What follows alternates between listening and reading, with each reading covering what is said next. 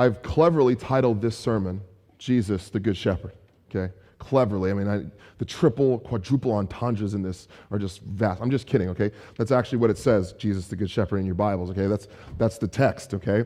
But I really, as I read through just this quick title, the word good really popped into mind. What does it mean when Jesus says he is a good shepherd? Now, what do you think of when you hear the word good? When you hear the word good, you probably think of something like, slightly above average. Good. It was good, right? How was that movie? It was good. Yeah, it was okay, right? How was that movie? Good, right?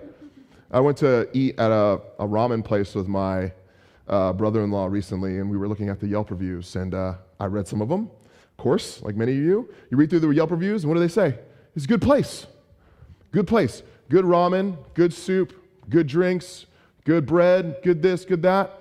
And then I go to the rating. How many rate? What's the star rating? 3 stars. What? Good. 3 stars. Literally, someone wrote good, period, 3 stars. So to you, good means very, very, very normal, average, right? So what does good actually mean here in this text? Most of us will say things like, how was that movie? Or how was that church gathering? Or how was that car that you test drove? You would say, that was good, but it wasn't great. Yeah. It was good, but it wasn't great, right? Because great, if it was great, then I would like it. But good, it was good, wasn't great. Well, good now means average. Great means good. And amazing, epic, insert hashtag whatever is what great now means, right? We've just changed the definition of what this word means to be good. And it's interesting when we talk about what it means to be a good person, because ultimately, when we have these conversations about, well, what is God doing with the universe, and what does it really mean to be a good person? And I feel like all human beings are basically good. Here's some of the things we say when we say all people are basically good, so God should just let everyone into heaven. This is what we say. When someone's good, they do their taxes, they go to work, they don't yell or cuss at their neighbors, they buy their friends dinner once in a while, they, stop at the stoplights. Everyone's basically good, right? Listen, that's great. I hope you do all of those things, but I'll be honest with you, that is like the bare minimum of what it requires for you to participate in our society today. But that's our definition of a good person, is the basics of humanity, the bare minimum of what it means to be human. What we're really saying when someone is a good person is that they aren't a bad person. So by definition, the definition of good is, well, that's not bad, it's good. Well, what's good? Well, good means not bad. How confusing is that? Are you confused? I'm confused. I'm confused saying it, but that's what it really means. I think society has collectively lowered the bar on what it means to actually be good. In fact, a poll was recently taken, a Pew study, and it asked people online to give one sentence on what they thought it meant to be good. And here's a couple. For your entertainment, to the glory of God and joy of all people, start with yourself. If you feel good about your actions and principles, other people will too. Now, that sounds really nice, but the definition of good to this person is to feel good about yourself, and if you feel good about yourself, then other people will feel good about you as well, okay? Here's another one. Are you kind? Then everything else seems not nearly as important. Definition of good, be kind. That's it. Nothing else. Just be kind. Another one, having a conscience and listening to it. That's what it means to be good. Now, some people's consciences mean really well, and some people's don't, okay? There are some people that listen to their conscience, and you're like, please do not listen to your conscience ever again. That is not good. That is terrible, okay? Like if my 3-year-old listens to her conscience, she's going to try to jump out of the window when it's open. Anytime I open the window in a living room, it's literally like gymnastics practice. Like she wants to springboard off out of the window. That's what it means to be good. A good person is one who simply cares. Cares about what? Okay? We've blurred the lines of what it means to be good. But you know what? There are some people that are still looking for the answer, what it means to be good, and particularly in the science world. Scott Taylor holds a PhD in psychology and is a lecturer at Leeds Beckett University. Here's his cool definition of what it means to be good. Good means a lack of self-centeredness. It means the ability to empathize with other people, to feel compassion for them, and to put their needs before your own. Pretty cool. It means, if necessary, sacrificing your own well-being for the sake of others. It means benevolence, altruism, and selflessness, and self-sacrifice towards a greater cause, all qualities which stem from a sense of empathy It means being able to see beyond the superficial differences of race, gender, or nationality and relate to a common essence beneath them. Now, that is a very potent definition of what it means to be good. Even secular psychologists, people that don't know anything about the Christian worldview or the Christian ethos, would agree that good means something far more than, not bad. Good is not just the absence of terrible. Good is the overwhelming presence of selfless behavior that goes above and beyond for the sake of other people. Fundamentally, good is Christ-likeness for the Christian. Now, what does it mean that Jesus says he's the good shepherd? In this foundational passage, we're going to answer this question, but we're also going to see that as Jesus answers this question, what does it mean for him to be good? We're going to understand the ramifications of what that means for us. Do you understand what I'm saying? So, how does Jesus show he's the good shepherd? Here's what he does. The first thing, the good shepherd, cares for the flock. Now, you guys understand the analogy Jesus is using here, right? He's calling himself the shepherd, and he's also demonstrating that there's a flock, and the flock is filled with sheep, right? So the good shepherd cares for his flock. And how does he do that? The first thing he does is Jesus calls his people, this shepherd, by their name.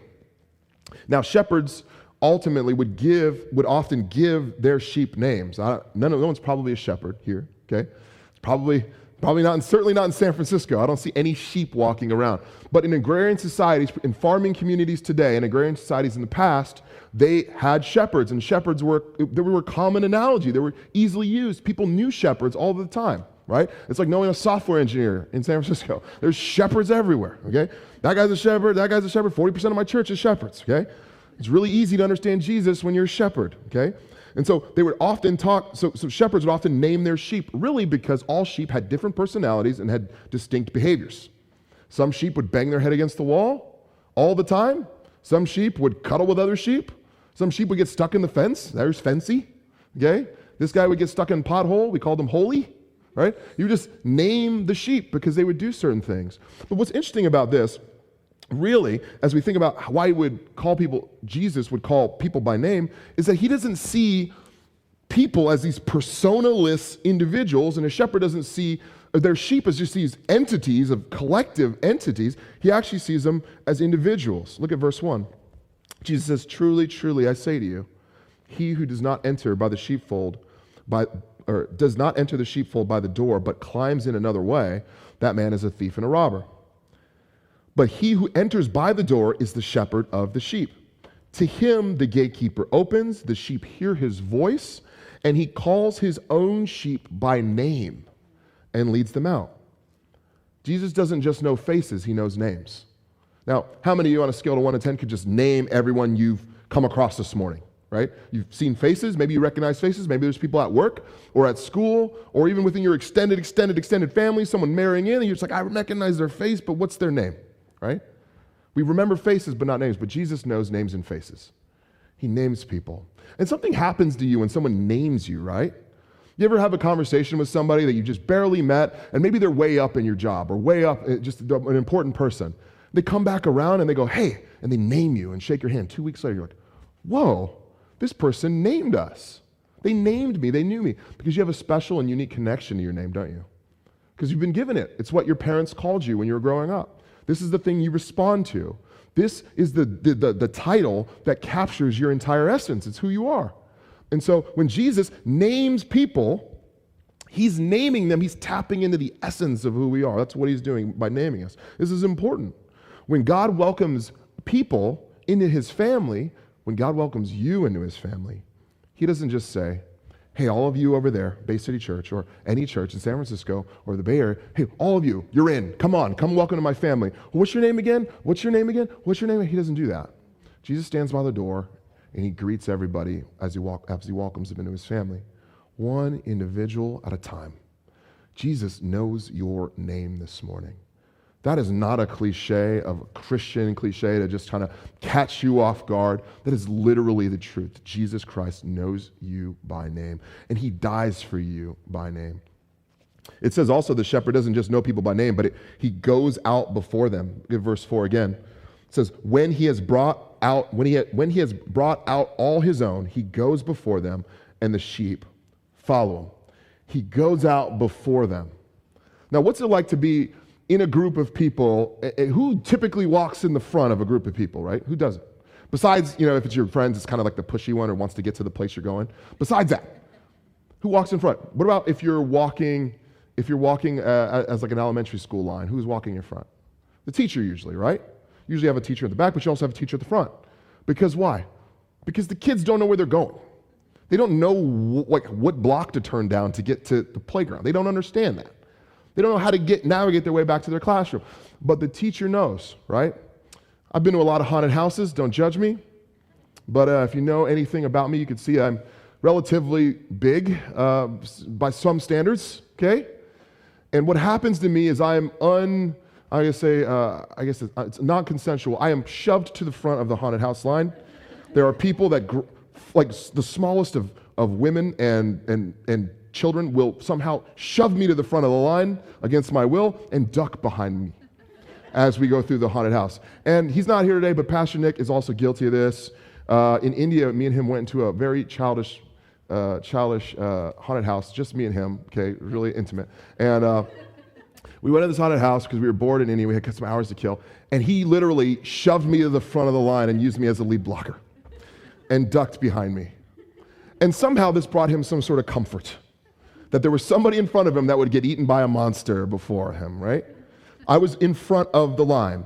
Now, there is a trust in amount of safety when there's someone in front of you. In the military, they call this person the point man. This is the person who's in front. They are the one who's giving directions to the back. They're the one that takes the lead. And it also means that if their bullet flies, they're the first one that takes it. There's someone in the front. And this is Jesus' role for us. He goes out before us. And then people also hear the voice of the sheep. Do you know that if you have children, they recognize your voice? That's how it goes, right? Jesus says that people hear his voice, that the shepherd is recognized by the voice of the sheep. If you've ever been lost in a crowd, you know that it's hard to see. Particularly if you're at like a Disneyland type place, you're lost as a child or you can't see your parents.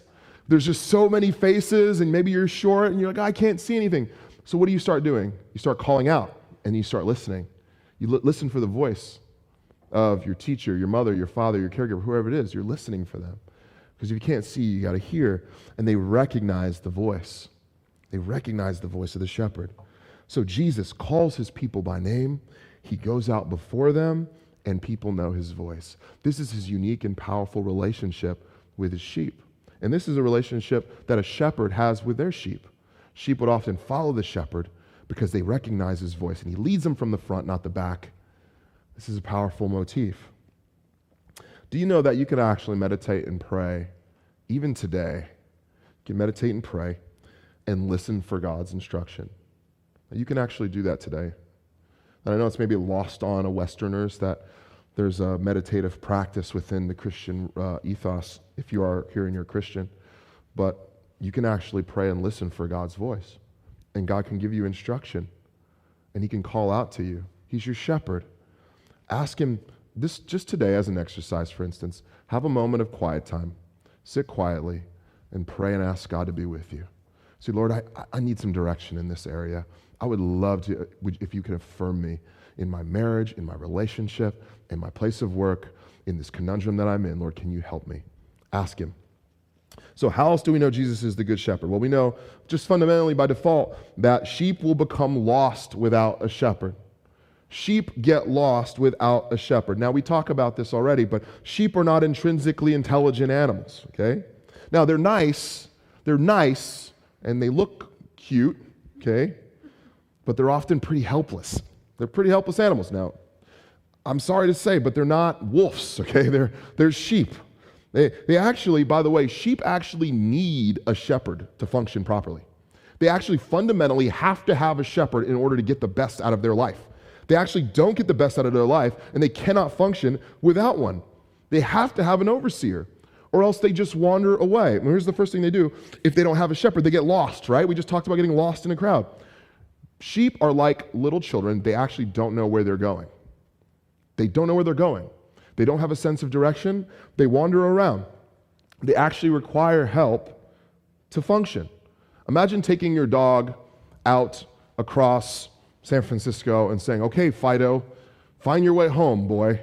okay? And you're all the way in the marina, and you have to get all the way to Bayview. Come on, Fido, figure it out, right?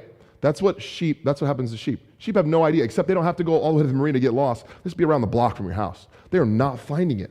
They get lost by definition. No shepherd means that sheep are by nature lost. Now, by the way, they may get into some good grass here and there. They may stumble upon some good berries from time to time and enjoy themselves, but eventually they will come across a wolf. Eventually they come across a storm. Now, Jesus here is analogizing himself to the shepherd and us to the sheep. This means that fundamentally, spiritually, maybe not physically, but spiritually, without a shepherd, we get lost. We actually don't know where to go. We actually do stumble across some great things in life every now and then, even without a shepherd, don't we? Stumble across a great job, stumble across a spouse, stumble across some wealth, stumble across good relationships, stumble across a class, a spiritual class that you feel like is giving you life. But ultimately, there will be storms that come. There will be wolves, which we'll talk about in a second. There will be storms. There will be a barbed wire fence in your faith that is going to keep you and get you stuck. So sheep get lost without a shepherd, but they also become more vulnerable. They get vulnerable. Now, this is kind of sad, okay? But it's not uncommon for sheep to stumble over and fall down. They just fall down by themselves, okay? It happens all the time. Sheep will actually get their wool will grow out and they'll get too big and they'll tumble over. And if their wool is too big, they'll roll too far over to the point where their feet can't touch the ground anymore. And they don't have arms, they can't kickstand themselves up, so they just kick their legs until someone comes and finds them. That's literally all it takes for a sheep to fall over. Or if it just rains too much and they get heavy, they just fall over. That's like you. Storm comes in your life. The Bible says we get tossed to and fro by the teachings of our day. We read one book, we watch too much Oprah or whatever it is, and all of a sudden we're spiritually in a tizzy. We don't know what to do anymore. That's us. We fall over. You can get the sheep can get pregnant and fall over. They can actually just step into a pothole, like a very shallow pothole, and fall over. And what happens to the sheep? Well, the sheep can't get up, so it can't eat. It can't gain sustenance. And oftentimes it makes it very, very easy prey for its predators, particularly crows and also wolves. Just a sitting sheep. That's all it is. It's just sitting there.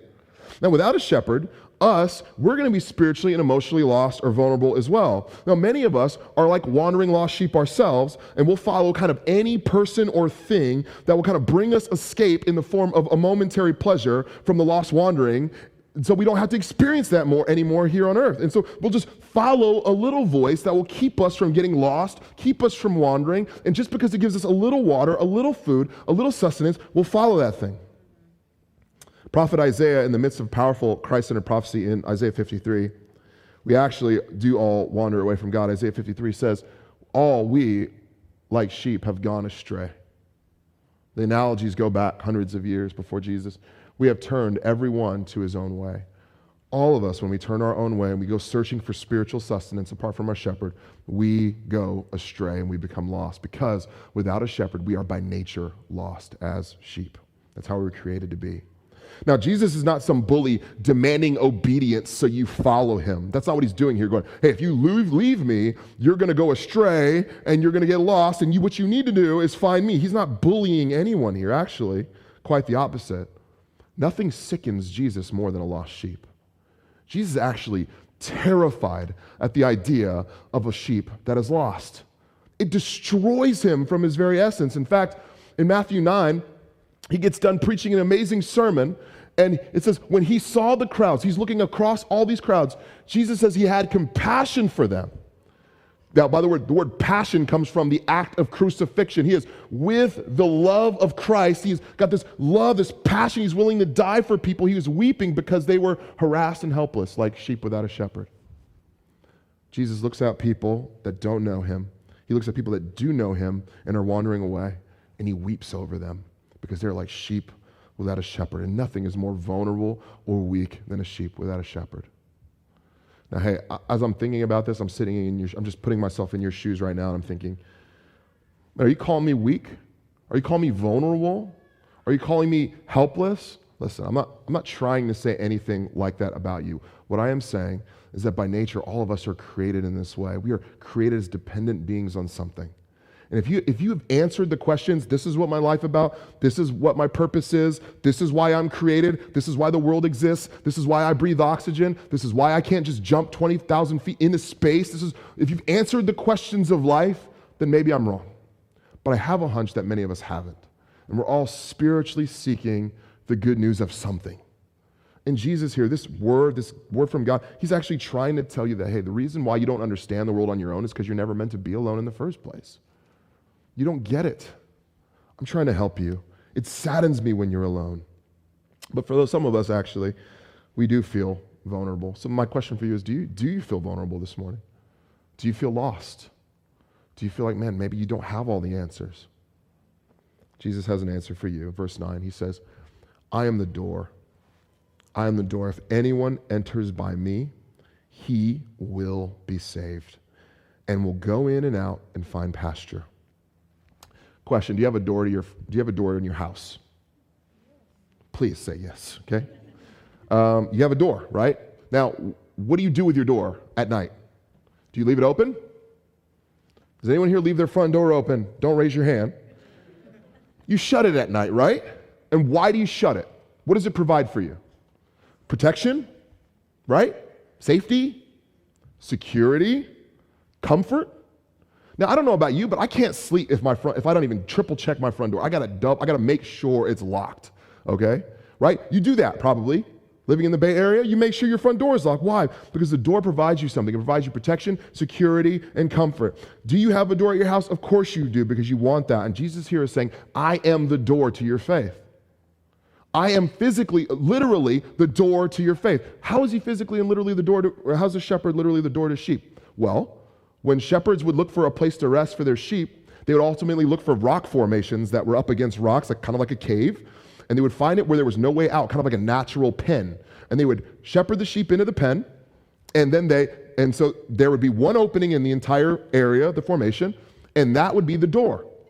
And what did the shepherd do to close the door? Because they didn't build a fence, the shepherd would lay across the opening, literally lay across the opening. So if a sheep wanted to get out, they would have to interact with the shepherd, right? If a wolf wanted to get in, they would have to interact with the shepherd. Jesus is saying, yes, I'm literally the door. I literally lay across the pen. I literally keep you safe. I literally protect you. Now, you might not literally be a sheep, but you literally need spiritual protection and guidance and comfort and perspective. And Jesus is saying, I provide all of these things for you. Now, I don't know about you, when I was a young kid, it was always easier for me to sleep when my dad was home. Because my dad was a big guy. So if I was 8 years old and I laid in bed, dad was home, things were good. Going to sleep, going to rest. Sleep like a baby. But if babysitter was home, somebody else was home, I'm a little nervous, okay? Why? I don't know. There's no reason for me to be, but I'm a little nervous because I know that the house isn't bulletproof, okay? Now I know that as a dad, you really don't have it all figured out. Your kids think you're gonna, fight off like Batman, and you're just gonna take out any evildoers. Truth is, I don't know what's gonna happen if someone comes in the house. But you just feel that comfort, right? Now, there's always those times where you're looking at your parents as a kid, and if the parents start getting nervous about something, you heard a noise, mom and dad are nervous, what happens to the child? You start freaking out. If they're nervous, I'm nervous. Some of you don't get this analogy. You ever been on an airplane? You feel turbulence? Who do you look at? Flight attendants. Flight attendants are texting. It's all good. We're going to be fine.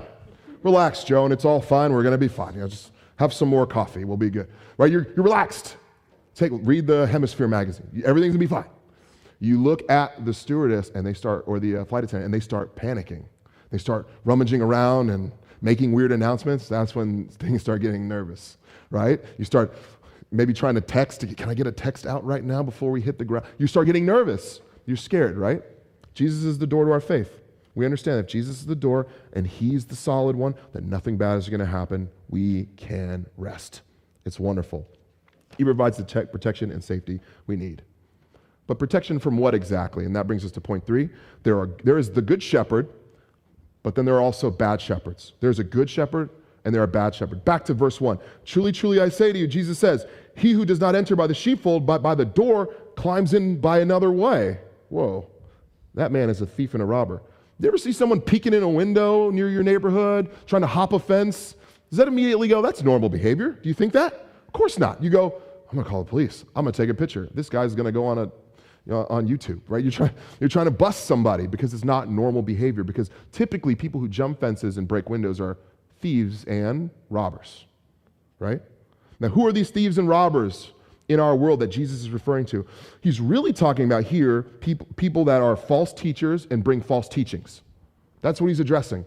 Jesus is saying, I'm the door. There's no way in but me. This is how I protect the faith. I make sure you're safe. I keep you healthy. I keep you holy. But there's going to be other people that are going to bring false teachings through false teachers.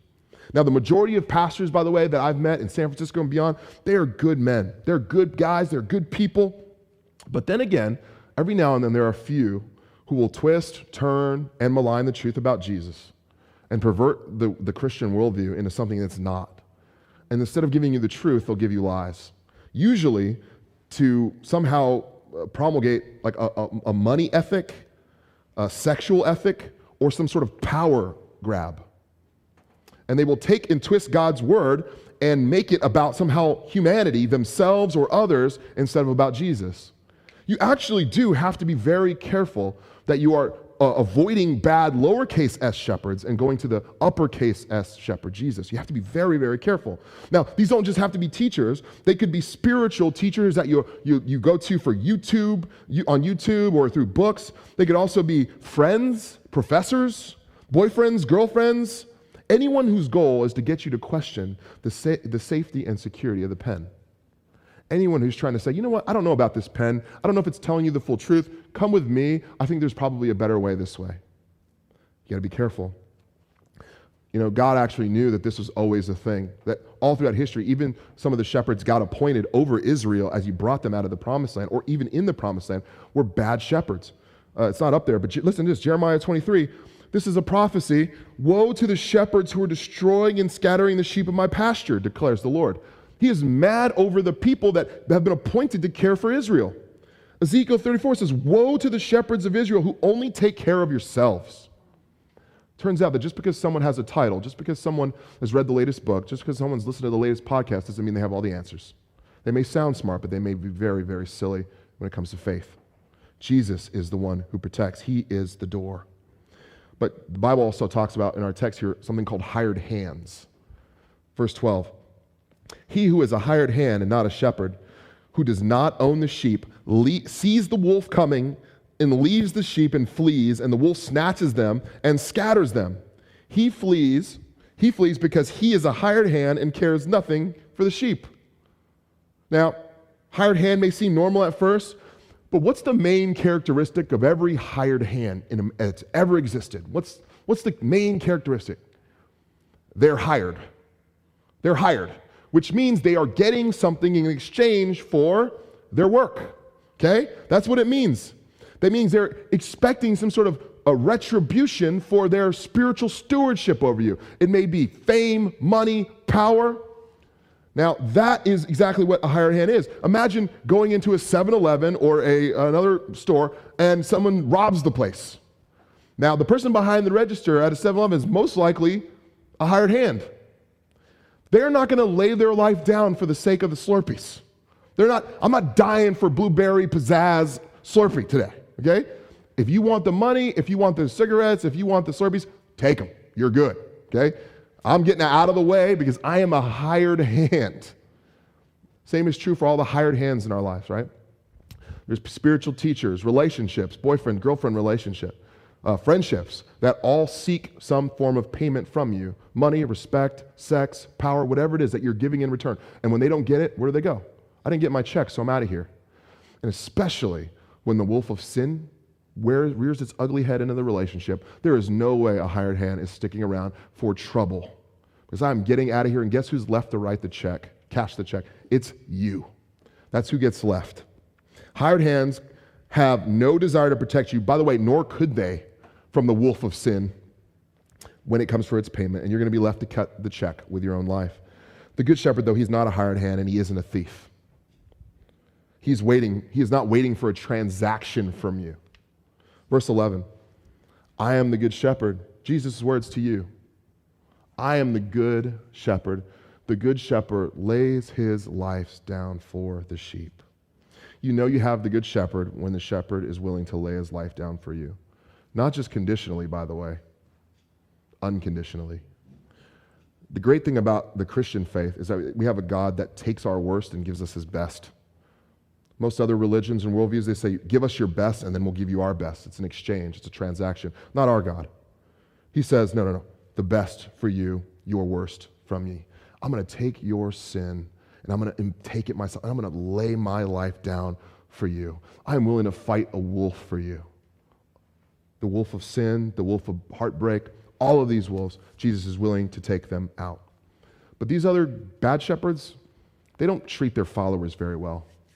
You know, Satan is actually not really known for treating his followers well. He actually treats them very badly. In fact, he's willing to mistreat them. He's willing to mistreat them. And so as we begin to embrace worldviews of other ways, he's like, oh, come on, he'll lure you out. He'll overpromise and very much underdeliver.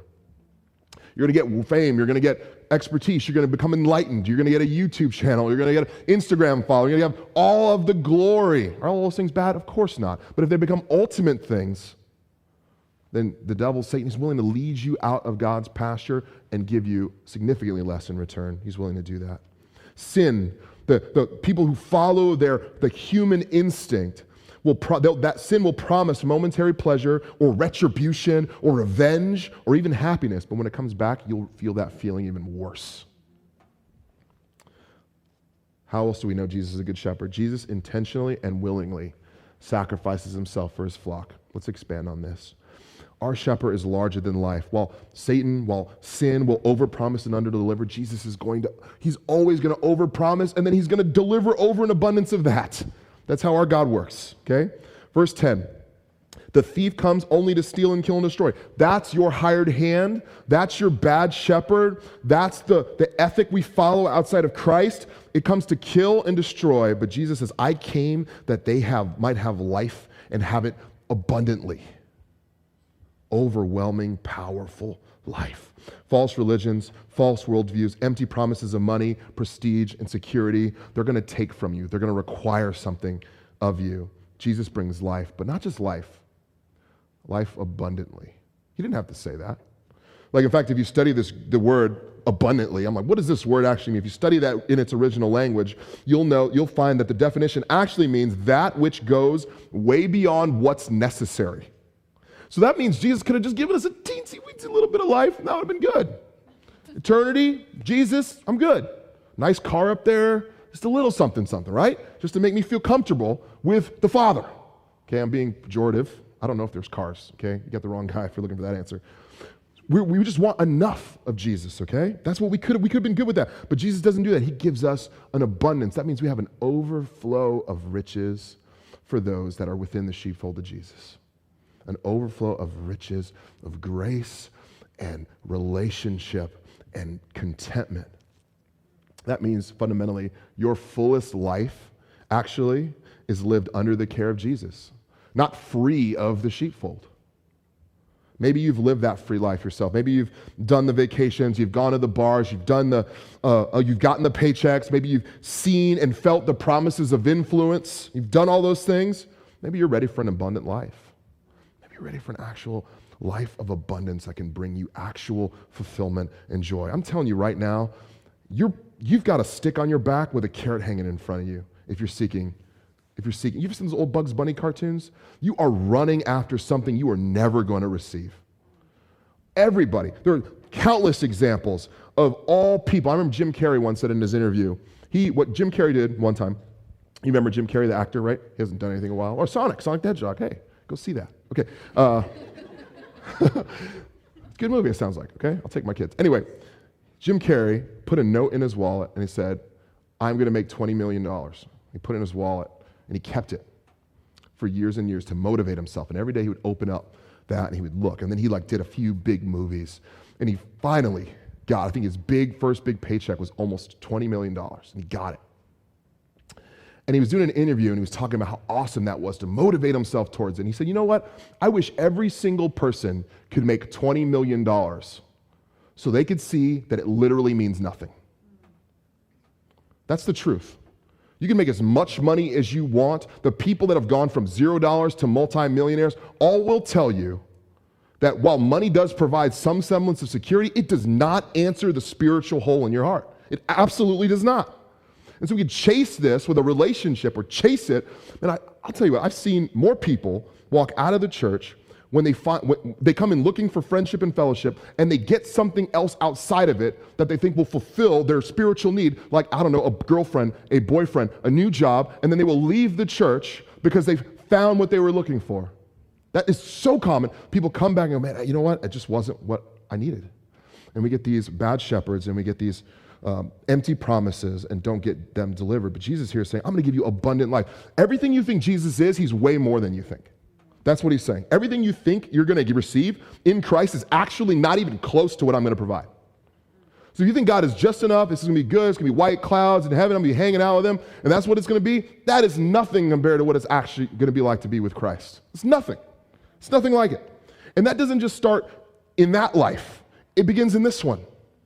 The contentment and joy and purpose you find in Jesus grows you and makes you a more wise, deep person than any other worldview or ethic can ever do for you. That's what we're talking about here. Now, look at verse 17 for a second. Because this is probably the most powerful part of the message here, or the part of this text. Verse 7, our shepherd is not unwilling to pay the cost it's going to take to give you abundant life. Because the abundant life that he's promising you actually does come at a cost. But he's willing to pay it. And not just pay it, like willingly and intentionally himself pay it. Verse 17, for this reason, the Father loves me, because I lay down my life, that I may take it up again. No one takes it from me, but I lay it down of my own accord. I have the authority to lay it down, and I have the authority to take it up. Your God is not some passive, wounded victim being taken advantage of by Jews and Romans being killed. He, laying down his life, is an intentional, volitional act from the beginning of history to save you by name. That's a potent, powerful thing. Listen, the sheep hear his voice. He calls his own sheep by name, and they lead him out. Or he leads them out. Right now, Jesus, in this very moment, is naming names. He's naming your name. He's naming my name. He's naming all of our kids' names. He's naming them out one at a time, one face at a time. And he is inviting all of us into the comfort of the sheepfold. Now, what's it like in there? Would you do me a moment? Would you bow your head with me?